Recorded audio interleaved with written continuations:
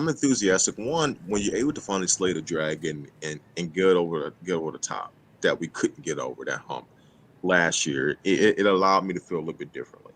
To now know that we can do it.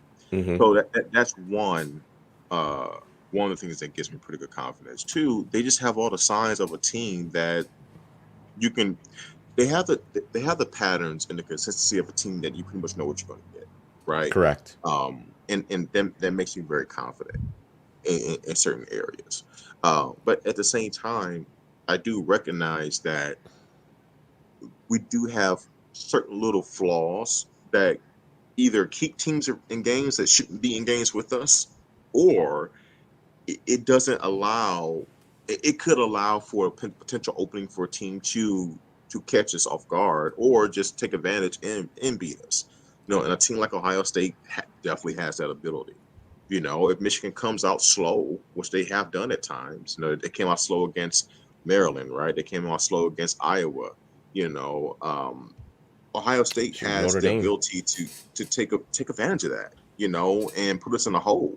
And so that's what's keeping me from just fully jumping in the blue Kool-Aid.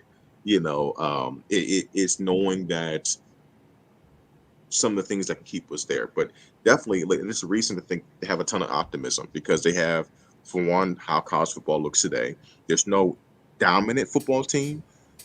In Michigan is one of those top four teams that it's like, yeah, we're legitimate. We have we have NFL players on our roster too. We're well coached. We're disciplined. We have a non-negotiable edge in terms of what we bring every day that you have to game plan for in terms of our rushing attack. Um, Defensively, our defensive coordinator has been fantastic at making adjustments. So even if you whatever he's going to figure out what you're doing well in the first half, and he's going to break it down. And by the time the guys come out in the second half, what this season has shown is that whatever you were doing that was successful in the first half, unlike case in point, Don Brown couldn't do that with crossing routes. I know Jesse Mentor ending like that. That's not going to happen. Like it's like okay, yeah, we're going to make an adjustment. You're not going to get to beat us another way. If you do win this football game, it won't be the same way you did in the first half. So those are the type of things that do give me confidence. Yeah, it. I just think it's funny. Don Brown came up on the in crossing routes. That was rough. Well, it's a tell. It's a tell of two different sides. You have one defensive coordinator who statistically had a really good defense, right? All of Don Brown's defenses were really, really good statistically, and were dominant until they played teams that could take advantage of his flaw, which is overly reliance on man-to-man defense. And, you know, the thing was he just never could adjust. But a guy like Jesse Mentor, whatever Ohio State, if they do have some kind of edge on us in the first half, something that they're able to exploit our defense with, I'm very confident because he's showed it all year that he's going to break that down with his staff and they're going to implement a game plan that's going to essentially stop or slow down whatever they were beating us with in the first half. And that makes me feel very confident, you know. Absolutely. This is well, blank name just put Don Brown was a master of beating down on bums, and that is Yes, he one was. thousand percent correct. Absolutely. But Eric brings up a very good point that I didn't think about. Says that Michigan can set themselves up to be number 2 in the college football playoff and avoid playing Georgia in the first game. For sure. I didn't think about that Yeah. aspect of it. Like Think about it. that's an unintended consequence. Like it may just happen, but I really didn't think about that. Especially if Michigan, Michigan wins out, you undefeated Michigan, undefeated Georgia. I mean, most likely, all things being equal, they'll both, they'll keep Georgia number one, put Michigan number two, and they'll have to meet back up in a national championship, and who knows what can happen. You know, You might get it's, TCU. What if this was the Final Four? I'm just throwing this out there. Number 1, Georgia. Number 2, Michigan. Number 3, TCU. Number 4, Oregon. oh gosh, wow, a rematch. You talking about like something that people don't want to see? Like, and it's unfair, right? Part of it's unfair. Look, teams grow and change from the first game of the year to the playoff a lot, right? So Yeah. would it be fair to say like, oh my God, Oregon's going to get blasted after the first game? They're not the same teams.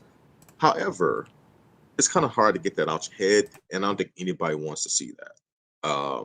I know I wouldn't. Yeah, but that's.